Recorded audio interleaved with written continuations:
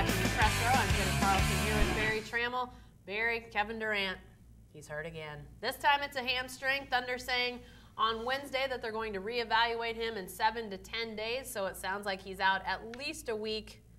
It's a bummer, Barry. Come on. Well, it's a bummer. You know, if you like silver linings, I mean, I think you can find a silver lining in this, which is doesn't bother me if Kevin Durant puts his feet up for a week or two in the middle of the season. I want the guy healthy and rested for the playoffs. Hamstrings, you know, you don't see them much in basketball, but they happen, and I don't think there's any reason for alarm. I mean, if you're talking about a bone in your foot, that's not a hamstring. So I'm not too worked up about it as long as he gets it taken care of. Just rest, just relax. Well, and our man Eric Horn was able to talk to an athletic trainer who has a lot of experience treating hamstring injuries. I mean, as you mentioned, it's pretty common in sports. And, you know, he said the fact that Durant was able to continue playing after he hurt the hamstring, it's an indication that, you know, while it was obviously serious enough to sideline him for a while, it wasn't a rupture, it wasn't, you know, a long-term serious injury. So, you know, I don't know that I'm ready to say he's injury prone just yet, Barry, but when you see another injury come along, you have to start to wonder, oh gosh, is this going to be a situation where, you know, is it a Derrick Rose situation? You know, you hate to start to think about that, but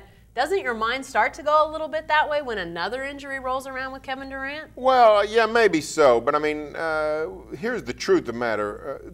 The list of NBA players who are injured on a yearly basis on minor injuries, it's very long. You don't see a lot of guys who are Iron Men 82 games a year. So, you know, the rigors of the schedule with the 82 games crammed into a 5.5 months with frequent back-to-backs and constant travel. I mean, these guys are going to get nicked up. Yeah. I just think it's a great, if you're going to have an injury to Kevin Durant, it's the perfect time to do it. Yeah. It's early in the season, got a string of weak opponents. You got a roster full of guys who can score. You know, I don't think Russell Westbrook has to carry the load that he might have had in the past if Durant's out. Well, and you mentioned that string of games, Barry. It looks to me like, and I was thinking this before the Durant injury, but now I still think it holds because, I mean, look at the way this team continued to play even in Durant's absence at Washington. I mean, I know the Wizards weren't playing much defense, but still, they played fantastically in the second half. Barry, I think this team could win 7 of 8, 6 of. I mean, it seems like they've got a chance to go on a little bit of a winning streak here in the next week or 10 days. Well, they're playing Philadelphia, Boston, Dallas at home, New Orleans, playing a bunch of teams that are not powerhouses. They got a game at Memphis, which you know, Memphis always tough, even though the Grizzlies aren't playing well, but.